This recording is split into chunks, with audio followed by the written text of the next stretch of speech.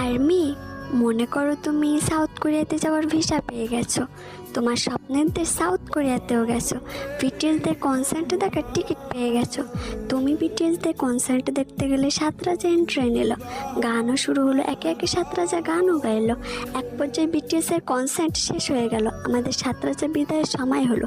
তুমি না চাইতেই কান্না করছো। কেউ একজন বলে উঠলো, তোমার মন খারাপ কেন? তুমি সামনে তাকিয়ে দেখলে তোমার ভালোবাসার মানুষটা তোমার সামনেই দাঁড়িয়ে আছে।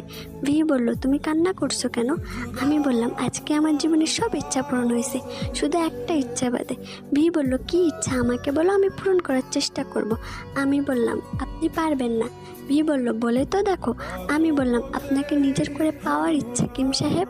ভি বলল, আমি তো তোমাকে অনেক আগেই বলেছি আমাকে একজন আইডল হিসেবে ভালোবাসা। আমি বললাম, পারিনি কিম সাহেব, আপনাকে নিজের করে ভালোবেসে ফেলেছি। ভি বলল, ভুলে যাও আমাকে পাওয়ার স্বপ্ন। আমি বললাম, এই জীবনে সম্ভব না। ভি বলল, তুমি পরে কষ্ট পাবে, কারণ আমি তোমাকে শুধুমাত্র একজন আর্মি হিসেবে ভালোবাসি। আমি বললাম, হন না আপনি অন্য কারোর, তাতে কি যায় আসে, আমি আপনাকে দূর থেকেই ভালোবাসবো। ভি কান্নার চোখে তাকিয়ে আছে। তুমি ওখান থেকে চলে আসলে। আচ্ছা আমি মনে করো এখানে তুমি আছো, এখন তোমার মনের পরিস্থিতিটা কেমন হবে? बातों को तेरी हम भुला